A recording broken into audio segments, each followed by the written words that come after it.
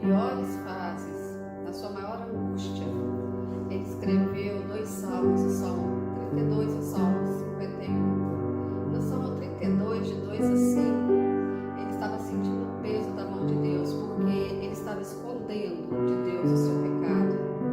Ele estava se calando diante de Deus pelo seu pecado.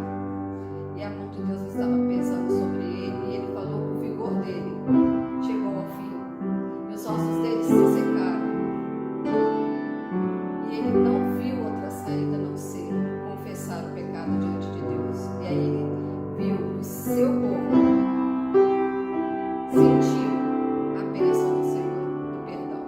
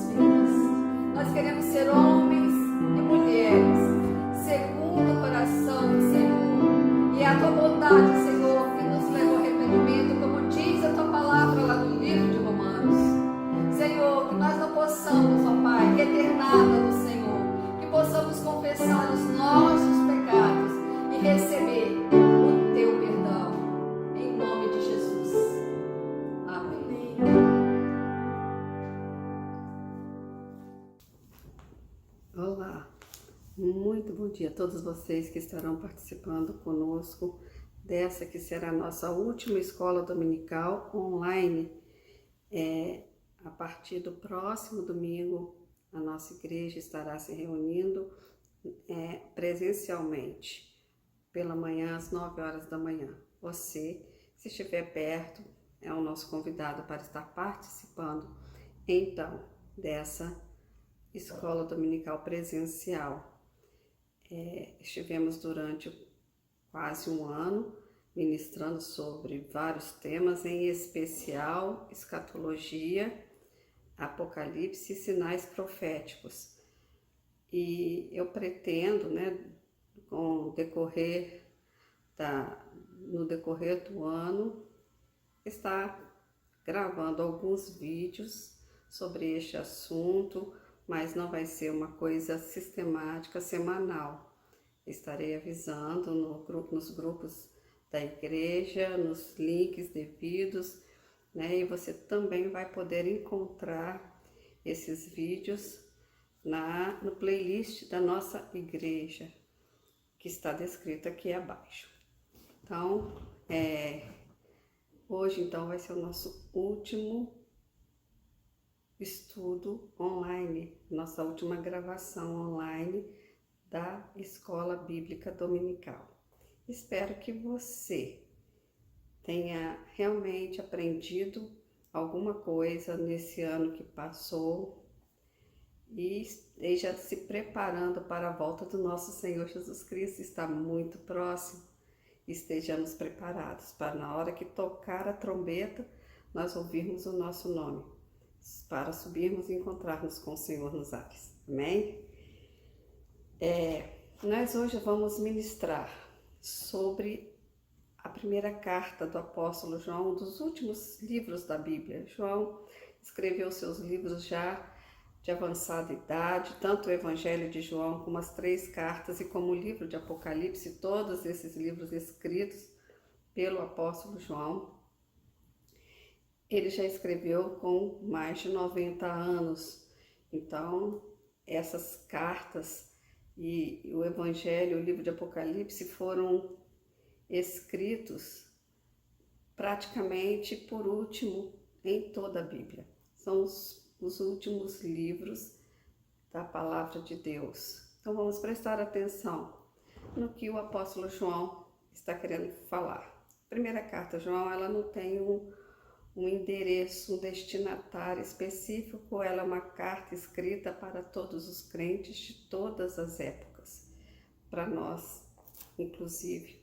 E o que estava imperando lá na época do apóstolo João era uma heresia gnóstica, né? Entre outras coisas, essa heresia ensinava que o conhecimento era superior à virtude, ou seja, basta eu saber, não preciso viver, né? Isso era um dos pontos, né, do gnosticismo.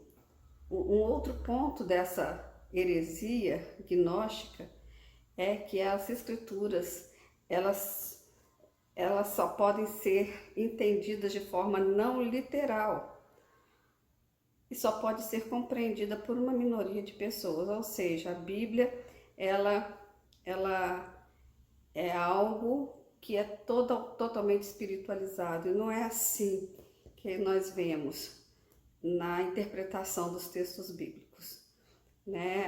A Bíblia deve ser considerada literal, até o momento que não dá para considerá-la literal, e aí partimos por um plano mais espiritualizado. Por exemplo, quando Jesus fala, eu sou o caminho, você não vai imaginar você pisando em cima de um caminho que é Jesus, né? Quando ele fala, eu sou a porta, também você não vai imaginar que Jesus é uma porta que você abre e fecha.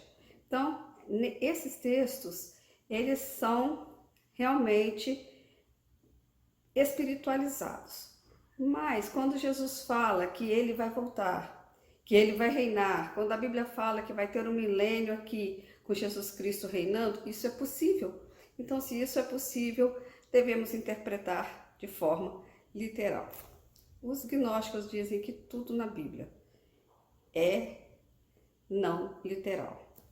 Um terceiro ponto, né, dessa heresia, que apresenta a presença do mal no mundo, implica dizer que não existe um único Criador. Ou seja, existe Deus criando e o diabo criando. Então, é uma outra heresia. Isso é o que estava permeando as igrejas do primeiro século, do final do primeiro século, quando João escreveu essa carta.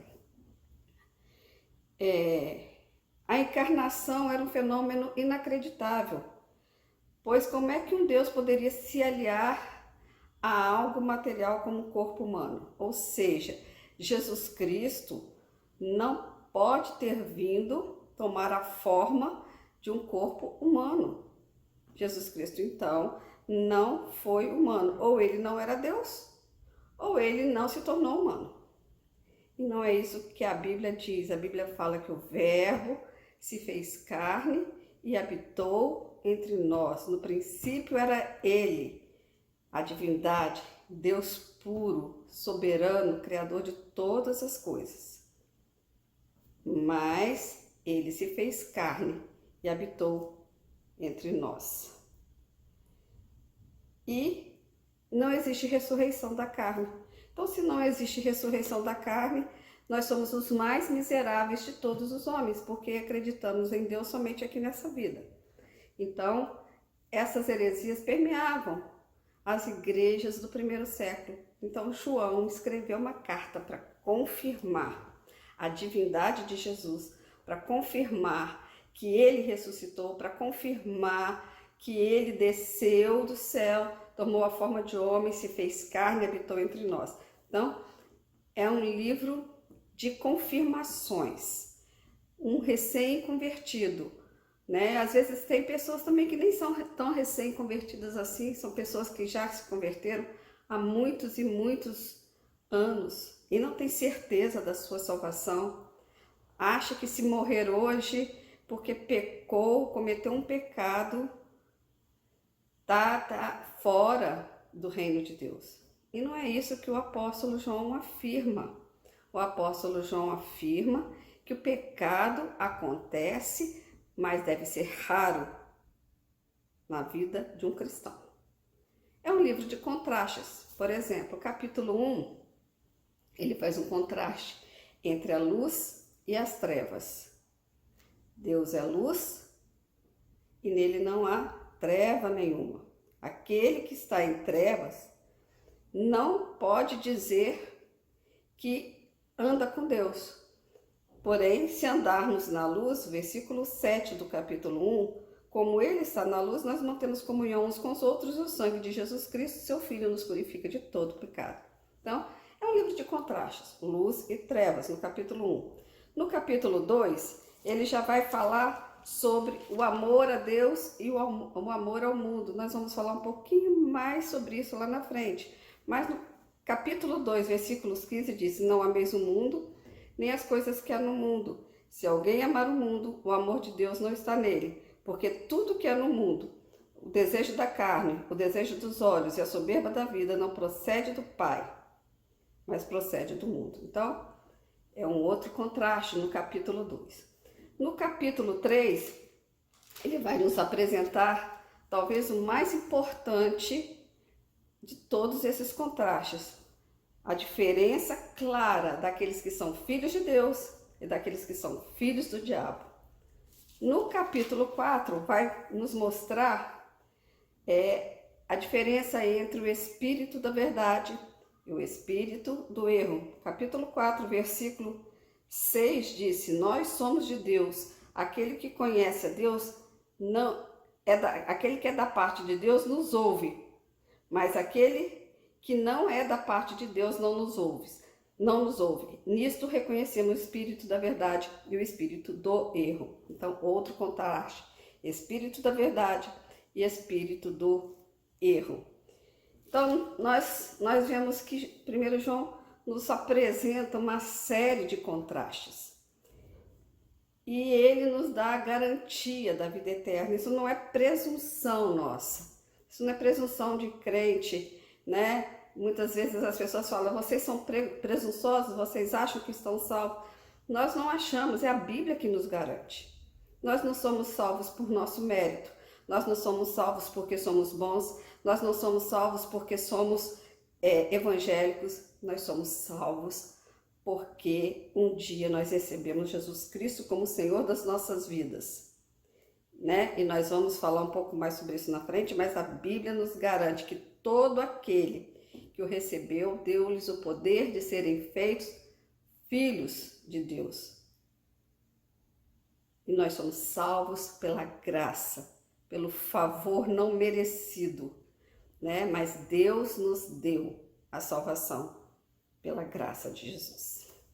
Então, essa garantia que nós cristãos precisamos ter, porque é isso que vai vencer o mundo, a nossa fé. É isso que também João fala aqui no livro dele.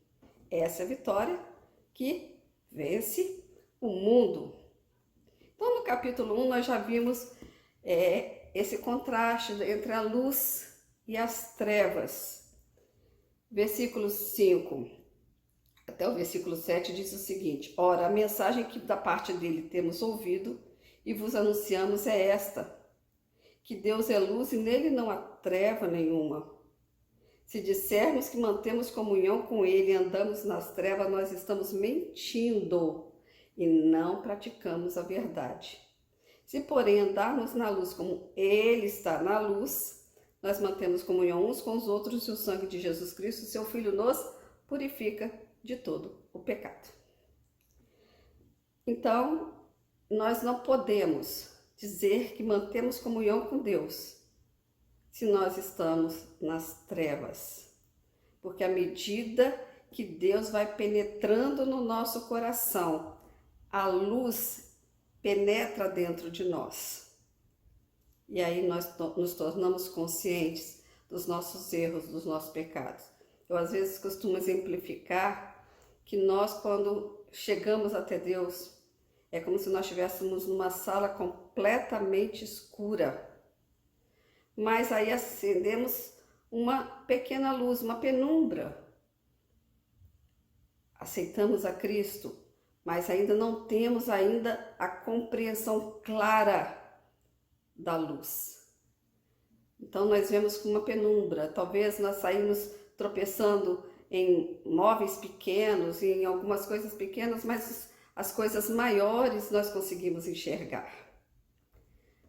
À medida que a luz vai entrando dentro de nós, o conhecimento vai entrando dentro de nós e que vai clareando a nossa visão, nós começamos a tomar conhecimento, então, do nosso erro e do nosso pecado.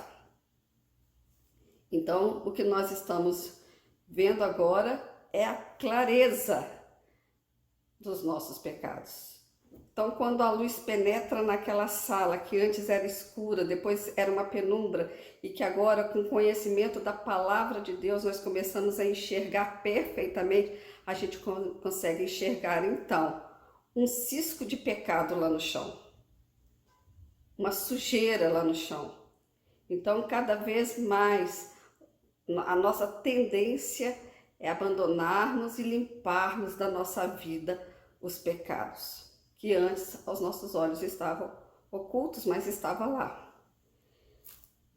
No capítulo 2, ele faz um alerta, ele começa com um alerta. Ele disse assim, olha, eu estou escrevendo essas coisas para vocês, filhinhos, para que vocês não pequem. O objetivo do cristão é não pecar. Nós temos que ter uma meta. Amanhecer o dia e falar, Senhor, me dê condições de viver uma vida santificada na justiça do Senhor no dia de hoje, para não pecar contra o Senhor. E ele começa abrindo o capítulo 2, falando isso, filhinhos, eu escrevo essas coisas para que vocês não pequem, mas se porventura, num acidente de percurso, numa eventualidade, numa raridade, vocês pecarem, nós temos um advogado junto ao Pai, Jesus Cristo, o justo, ele é a propiciação pelos nossos pecados e também pelos pecados do mundo inteiro. Ou seja, ele nos justifica de todo o pecado, ele nos purifica de todo o pecado, é o que termina o capítulo 1 falando isso, né? Se dissermos que nós não temos pecado, nós estamos pecando, estamos fazendo Deus mentiroso, porque Deus fala que nós pecamos, né?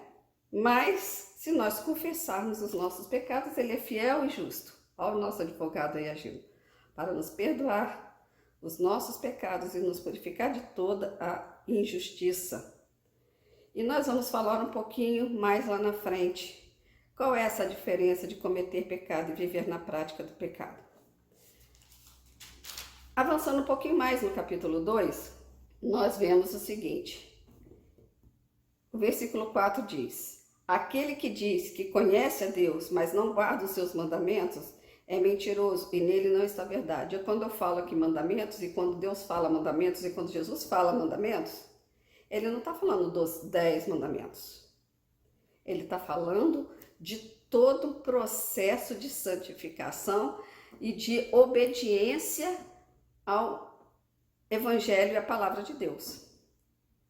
Por isso que Jesus começou o Sermão da Montanha falando assim, olha, lá nos 10 mandamentos está escrito, não adulterarás. Mas eu estou dizendo que aquele que olhar para alguém com olhar impuro já está adulterando. Lá no Antigo Testamento está escrito olho por olho, dente por dente. Mas eu estou dizendo para vocês que se alguém te obrigar a caminhar uma milha, vai com ele 2. Se alguém te der um rosto, se alguém bater no seu rosto, oferece a outra face. Se alguém te tirar a túnica, oferece a capa. Então, é muito mais além do que simplesmente os 10 mandamentos. Mas se a gente pergunta para as pessoas aí fora, mas você conhece a Deus? Conheço. Quais são os mandamentos? Aí eles vão recitar os 10 mandamentos. Mas os 10 mandamentos não refletem os mandamentos de Deus. Jesus Cristo falou assim, olha, eu deixo para vocês 2 mandamentos. Amar a Deus sobre todas as coisas e ao próximo como a si mesmo. E esses mandamentos não são tão simples quanto parece. Eles estão simplificados. Mas se você fizer isso, você estará obedecendo não só os 10 mandamentos, mas os mandamentos do Senhor Jesus Cristo, que Ele deixou como ensino para nós nos evangelhos e como também os mandamentos que os servos do Senhor escreveram, né, nas cartas do Novo Testamento. Então, o versículo 6 diz, aquele que diz que permanece nele deve também andar assim como ele andou. Então, andar como Jesus andou, gente, não é uma coisa tão simples, não é uma coisa tão fácil, né? Será que fazemos sempre a pergunta: o que faria Jesus em meu lugar hoje? O que faria Jesus em meu lugar para tomar essa decisão? Qual a decisão que Jesus tomaria se tivesse em meu lugar? Andar como ele andou é saber o que o Senhor Jesus faria. Será que ele ia revidar aquela grosseria? Será que ele iria rejeitar alguém que te rejeitou? Ele não faria isso. Então, aquele que diz que permanece nele também deve andar como ele andou. O que faria Jesus em seus passos? Avançando um pouquinho mais lá no capítulo 2. O versículo 15 diz o seguinte: não ameis o mundo, nem as coisas que há no mundo. Se alguém amar o mundo, o amor do Pai não está nele, porque tudo que há no mundo, o desejo da carne, o desejo dos olhos, a soberba da vida, não procede do Pai, mas procede do mundo. E esses versículos aqui dão para dar um estudo sobre tentação. O diabo, gente, não é criativo.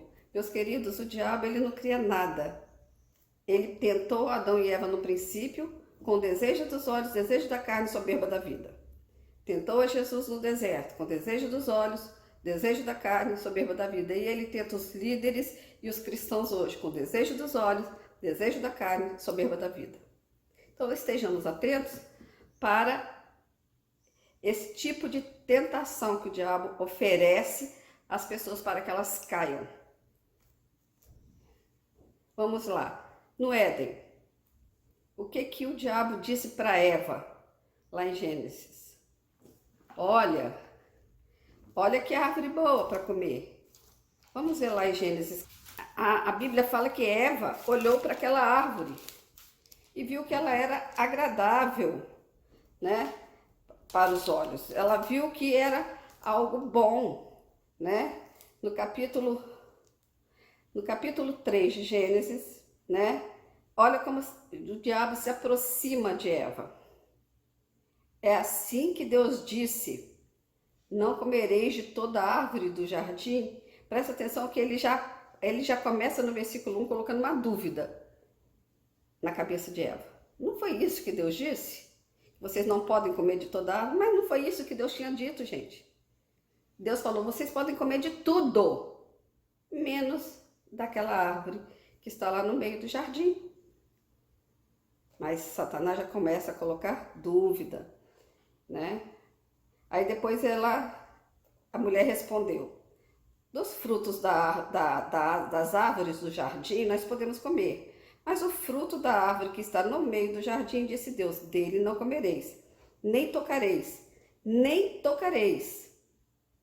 para que não morrais. Presta atenção, Deus falou o seguinte: se vocês comerem, vocês vão morrer. Eva acrescentou algo na palavra de Deus: não comereis e nem tocareis. Então, começa com uma dúvida do diabo, começa com um acréscimo da palavra e aí vem a queda. Então a serpente disse à mulher: é certo que vocês não vão morrer, porque Deus sabe que no dia que vocês comerem, vos abrirão os olhos e como Deus vocês serão conhecedores do bem e do mal. Vendo a mulher que a árvore era boa para se comer, agradável aos olhos e desejável para dar entendimento, tomou-lhe do fruto e comeu, e deu também ao marido, e ele comeu. Então Satanás, ele revoga aqui o que Deus tinha dito. Não, vocês não vão morrer. Deus sabe que o dia que vocês comerem desse fruto, vocês vão ter os seus olhos abertos e ter entendimento de todas as coisas. Ela então viu que era agradável aos olhos, que a árvore era boa para comer e também para dar entendimento. Ela comeu e deu a Adão. Cobiça dos olhos, cobiça da carne, soberba da vida. Cobiça dos olhos, ela viu que era agradável aos olhos. Cobiça da carne, ela viu que era boa para comer. Soberba da vida, ela viu que era boa para dar entendimento e caiu na tentação. Já em Mateus capítulo 4, Jesus então, ele também sofreu esse mesmo tipo, cobiça dos olhos, cobiça da carne e soberba da vida. Então, olha só, Satanás se aproximou dele depois de 40 dias no deserto com fome. A primeira coisa que Satanás ofereceu foi comida. Você não é filho de Deus? Transforma essas pedras em pães. Jesus respondeu, não só de pão viverá o homem, mas de toda palavra que procede da boca de Deus. Isso daqui é cobiça da carne. Tudo que é para satisfazer a sua carne, seja na área sexual, seja na área de comida, seja na área de um lazer extremo, você entendeu? Tudo que satisfaz a sua carne é a cobiça da carne, é a tentação. A mesma tentação que ele tentou Jesus. E Jesus falou, nem só de pão viverá o homem, mas de toda palavra que procede da boca de Deus. Então, o diabo levou uma cidade santa e colocou sobre o pináculo do templo e lhe disse, se você é filho de Deus, atira daqui abaixo, porque está escrito, e realmente estava escrito lá no livro de Salmos, aos seus anjos ordenará o teu respeito, para que te guardem. Eles te susterão nas suas mãos, para que não tropeces em alguma pedra. Aí Jesus respondeu, também está escrito, não tentarás o Senhor teu Deus. Ora, Satanás mostrou para Jesus, né, o que ele poderia fazer e como ele seria aclamado pelo povo se ele se jogasse lá do alto do templo e fosse sustentado pelos anjos. Olha que glória! A pessoa vai se jogar lá de cima de não sei quantos metros de altura e os anjos vão carregar e colocá-lo lá em terra, vivo. E Jesus respondeu, não tentarás o Senhor teu Deus. Isso é a soberba da vida. Muitas pessoas tropeçam, caem. Muitas pessoas caem na tentação, porque cedeu a este tipo de sedução do diabo. Abre os teus olhos. A soberba da vida pode te levar à destruição e à queda. E isso acontece com muitos líderes. Muitos líderes de Deus, eles caem pela fama, por causa da fama, por causa do status, por causa da glória que lhes é oferecida. Cantores, gospel, soberba da vida, presta atenção. Satanás, ele não muda, ele não é criativo, ele só muda as situações, mas a tentação é a mesma. E a última tentação de Jesus foi que ele levou Jesus num monte muito alto, mostrou todos os reinos do mundo e falou para Jesus, tudo isso te darei se prostrado me adorares. Então Jesus lhe ordenou, retira-te, Satanás, porque está escrito, ao Senhor teu Deus adorarás, e só a ele darás culto. E aqui, gente, é a soberba dos olhos. Então nós vemos aqui a cobiça da carne e a soberba da vida. E essa última, então, foi a cobiça dos olhos. Satanás mostrou para ele, olha, tá vendo esses reinos, esses países todinhos, eu vou te dar isso. Por quê? Porque Satanás ofereceu aquilo a ele? Porque o mundo jaz no maligno. O homem deu de bandeja, quando pecou, o governo deste mundo nas mãos do diabo. Então, o diabo falou assim, olha, eu tenho os líderes, eu tenho esses governos nas minhas mãos, eu posso te dar tudo. Se você é prostrado me adorar.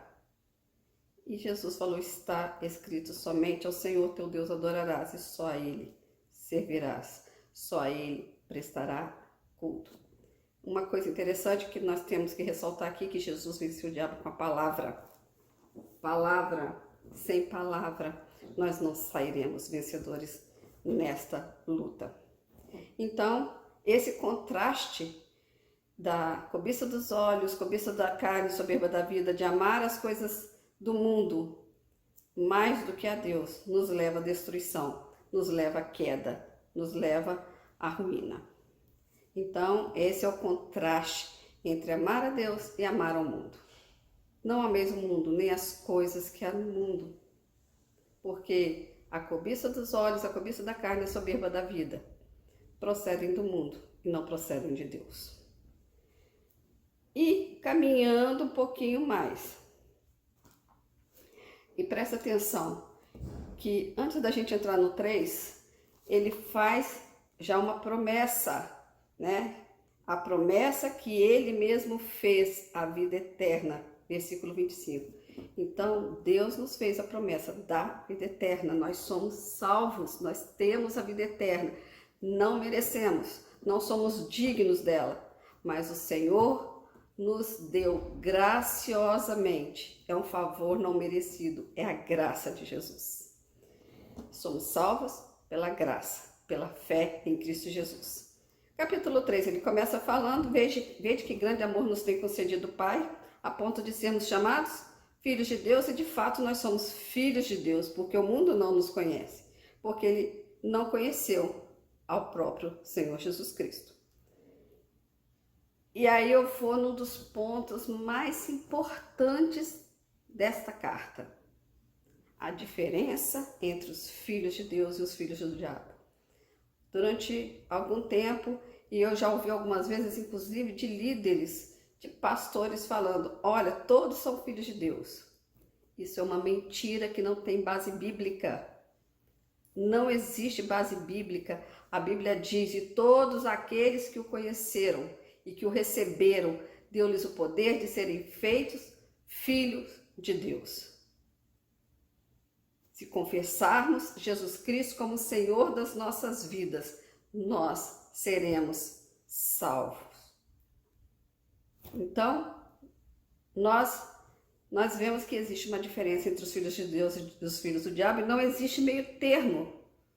Não existe assim: mas eu não sou totalmente do lado de lá, mas eu também não sou do diabo. Não existe meio termo se você não pertence a Deus. Eu quero dizer que, infelizmente, você está no domínio de Satanás. Existem só dois reinos: o reino das trevas e o reino da luz. Se você está ainda no nível do reino das trevas, saia em nome de Jesus e corra para o reino da luz.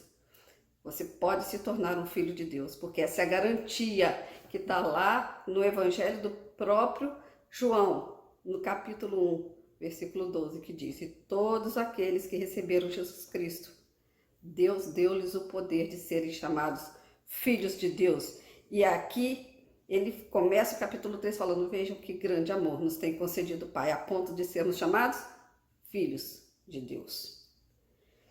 Então ele vem aqui no capítulo 3, versículo 4, ele diz assim: todo aquele que pratica o pecado também transgride a lei, porque o pecado é transgressão da lei. Todo aquele que permanece nele não vive pecando. Todo aquele que vive pecando não o viu e nem o conheceu. Então, todo aquele que vive pecando não é filho de Deus. Mas, Adélia, eu peco quando eu estou vendo, menos espero. Eu peco, pecar está na carne. Enquanto nós não formos redimidos dessa carne, nós estaremos sujeitos ao pecado. Mas nós não podemos, nem devemos encarar isso como se fosse algo normal na nossa vida. Se o Espírito Santo não me incomodar porque eu pequei, tem alguma coisa errada comigo. E aí ele continua no versículo 8: aquele que pratica o pecado procede do diabo, porque o diabo vive pecando desde o princípio. E para isso se manifestou Jesus Cristo, para destruir todas as obras do diabo. Todo aquele que é nascido de Deus não vive na prática do pecado, pois o que permanece nele é a divina semente. Ora, esse não pode viver pecando porque é nascido de Deus. Ou seja, se eu vivo na prática do pecado e isso não me incomoda, tem alguma coisa errada comigo. Porque o Filho de Deus tem dentro dele a ação do Espírito Santo de Deus, que é aquele que acende a luz vermelha quando alguma coisa está errada conosco.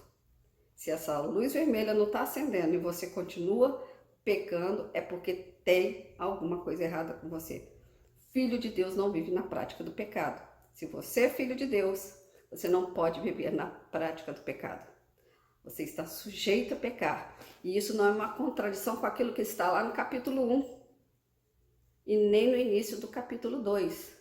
Filhinho, eu digo isso para que vocês não pequem, mas se porventura pecarem, vocês têm um advogado junto ao Pai, Jesus Cristo. Ele é a propiciação pelos nossos pecados. O objetivo nosso é não pecar, mas se pecarmos, nós temos o sangue de Jesus Cristo para nos purificar de todo pecado e de toda a injustiça. Continuando um pouquinho mais no capítulo 3, continua falando sobre o pecado. Ora, se o nosso coração não nos acusar, nós temos a confiança diante de Deus, que aquilo que nós pedimos dele, recebemos porque guardamos os seus mandamentos e fizemos diante dele o que é agradável. Ora, o seu mandamento é este, que creiamos no nome de seu Filho Jesus Cristo e nos amemos uns aos outros segundo o mandamento que ele nos ordenou.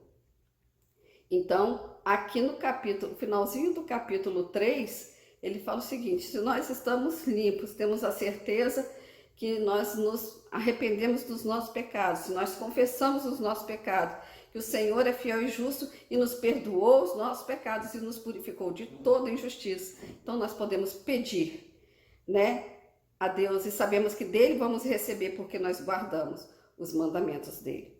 Não porque nós não pecamos, mas porque nós estamos sensíveis à voz do Senhor e ao comando do Espírito Santo. A luz vermelha acendeu, nós nos entristecemos, nós nos arrependemos, nós confessamos o nosso pecado e nós temos o nosso pecado, arrancado de dentro de nós, e Deus nos purificou de todo ele. Vamos lá então, continuando. No capítulo 4, ele fala a respeito do espírito do erro, do espírito da verdade, mais precisamente do espírito do anticristo, que já está reinando no mundo, que quer desfazer de tudo que é de Deus, todas as coisas que são sagradas. Esse espírito do anticristo já está trabalhando nos corações das pessoas. Então nós vemos, principalmente nesses últimos dias, uma desmoralização da palavra de Deus e de tudo que se refere ao nosso amado Senhor Jesus Cristo. Isso é o final dos tempos, é um dos sinais dos tempos, mas esse é o espírito do erro e nós temos que rejeitá-lo. Um dos versículos também que é bem falado é o capítulo 4, versículos 7 e 8, que ele diz: amados, amemo-nos uns aos outros, porque o amor é de Deus, procede de Deus, e aquele que ama é nascido de Deus. Aquele que não ama não conhece a Deus, pois Deus é amor. Olha um atributo do Senhor aqui. Deus é luz, Deus é amor. Então, nós vemos que esse é um evangelho que nos mostra a nossa pequenez diante de um Deus tão grandioso e de um Deus amoroso. Versículo 12 do próprio capítulo 4 diz: ninguém jamais viu a Deus, mas se amarmos uns aos outros, Deus permanece em nós, o seu amor é em nós aperfeiçoado. A única forma de alguém ter visto a Deus neste mundo foi através de Deus encarnado, Deus na forma de Jesus Cristo vindo a este mundo. Por isso que nós vemos que no próprio Evangelho de João, um dos discípulos fala para Jesus: mostra-nos o Pai, e isso nos basta. Jesus falou assim: mas vocês têm visto Ele todos os dias, eu e o Pai somos um, quem vê a mim, vê o Pai. Então, Jesus aqui está afirmando que Ele é Deus. Então, quem viveu na época de Jesus e que conheceu Jesus na forma de homem, viu a Deus. Moisés quis ver Deus. Deus falou assim: Moisés, um pouquinho da minha glória ia acabar com você. Vira de costas que eu vou aparecer para você. Moisés virou.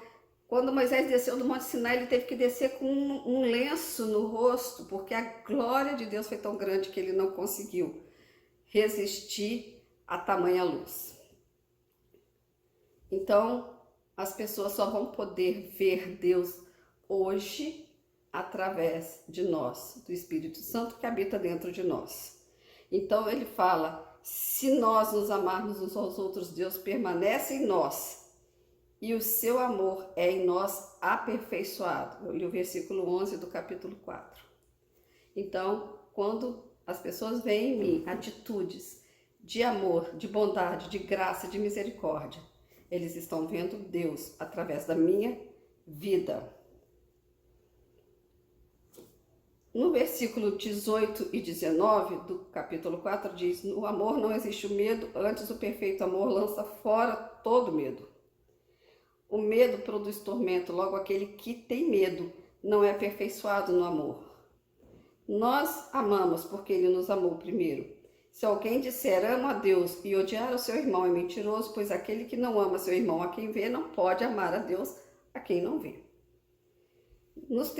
Nesses últimos tempos de pandemia, o que nós vemos é muito crente, muito cristão com medo. O amor lança fora todo medo.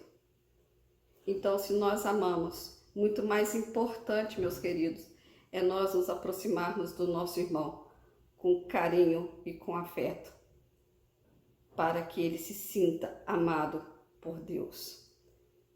Vocês podem até dizer, mas Jesus Cristo era Jesus Cristo. Quando a gente fala que Jesus se aproximou de um leproso, tocou naquele leproso, estando sujeito a ficar leproso, Jesus não teve medo de ficar leproso. Jesus era e Jesus é Deus. Mas nós temos o Espírito Santo de Deus, a terceira pessoa da Trindade dentro de nós. Se Deus nos mandar, nos enviar a realizar qualquer tipo de atitude de amor, Ele também irá nos proteger. E finalmente chegamos no capítulo 5, versículo 4. Porque todo aquele que é filho de Deus, todo aquele que é nascido de Deus, vence o mundo. E esta é a vitória que vence o mundo, a nossa fé. Você quer ser vitorioso? Creia que Deus está no controle da sua vida, que Deus é o seu Senhor, que Deus é o seu Salvador, que você é filho de Deus, que você tem a marca de Cristo sobre a sua vida. Você será vitorioso e o diabo não terá vez com você. É por isso que o escudo da fé é uma das armas de defesa que nós temos contra Satanás. Porque nós cremos no Senhor e cremos que Ele vai agir em nosso favor. Então o diabo contra um filho de Deus, ele não tem voz. O filho de Deus não ouve a voz do diabo. No finalzinho, partindo já para o encerramento, então, do primeiro livro de João, nós vemos então: e esta é a confiança que nós temos para com Ele, que se pedirmos alguma coisa, segundo a sua vontade, Ele nos ouve. E se sabemos que Ele nos ouve quanto ao que lhe pedimos, estamos certos que obtemos os pedidos que lhe temos feito. Olha que promessa maravilhosa a respeito da oração. Essa é a confiança que nós temos, que se nós pedirmos alguma coisa, segundo a sua vontade, Ele nos ouve. Qual é o nosso problema? É não conhecermos a vontade de Deus. E por que não conhecemos a vontade de Deus? Porque nós não mantemos comunhão íntima com o nosso Deus. Porque se nós tivermos a comunhão que Jesus Cristo tinha com o Senhor, a comunhão que os apóstolos tinham com o Senhor, nós saberíamos a perfeita e agradável vontade de Deus. E nós oraríamos segundo o coração de Deus e tendo a certeza de que Ele nos ouviria, porque essa é uma promessa. Ou nós cremos na Bíblia, ou não cremos, ou cremos nas promessas de Deus, ou nós não cremos, né? Então, se sabemos que Ele nos ouve quanto ao que estamos pedindo, segundo a sua vontade, então estamos certos de que obtemos os pedidos que lhe temos feito. Agradeça, comece a agradecer. Senhor, eu sei que essa é a tua vontade, então eu já te agradeço pela conversão do meu filho, Te agradeço pela salvação da minha família, porque essa é a vontade de Deus. Que todos se salvem, é o que está escrito na Bíblia. E encerrando, o último versículo que vamos comentar é uma promessa também de que nós estamos guardados. E esse versículo tem carregado muito comigo, porque eu sei que o diabo não pode tocar na minha vida. Sabemos que todo aquele que é nascido de Deus, ou seja, aquele que é filho de Deus, eu e você, não vive na prática do pecado. Antes, Jesus Cristo, aquele que nasceu de Deus, ele nos guarda e o maligno não pode nos tocar. Então, o maligno não tem direito nenhum sobre a sua vida, sobre a minha vida. Porque nós somos filhos de Deus, não vivemos na prática do pecado, então o maligno não pode tocar nas nossas vidas. Para tocar nas nossas vidas, ele tem que pedir permissão a Deus. Foi assim com Pedro? Jesus falou para Pedro: Pedro, hoje o diabo me pediu para passar você numa peneira, mas eu não permiti. Agora, com Jó já foi diferente.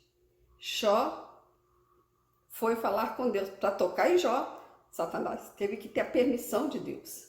E Deus permitiu, mas Deus esteve do lado de Jó e depois restituiu a Jó tudo e muito mais do que ele havia perdido. Então, se Deus permitiu que o maligno nos tocasse, ele também vai providenciar o escape para aquilo que está acontecendo conosco. Ele vai nos dar força, porque ele não nos dá provação, tentação maior do que a que nós podemos suportar. E assim nós encerramos esse panorama, essa caminhada pela carta de João, primeira carta de João, escrita provavelmente no final, dos anos 90 depois de Cristo, antes de completar o primeiro século. Então, este é um livro de grandes ensinamentos, que seria interessante toda pessoa ler e reler até entender o que está escrito nessa carta. Que Deus nos abençoe, nos dê uma semana abençoada e nos despedimos aqui. Que o Senhor possa estar fortalecendo cada um de vocês. E se Deus quiser, como eu falei, estarei gravando novos vídeos a respeito de escatologia, a respeito do livro de Apocalipse, dos últimos acontecimentos. Estarei atualizando vocês sobre as coisas que estarão acontecendo. Não tem um dia certo, não tem o tempo certo.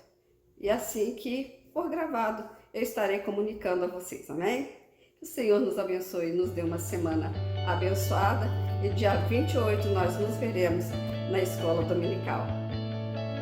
Que o Senhor esteja conosco, nos abençoando lá também. Amém.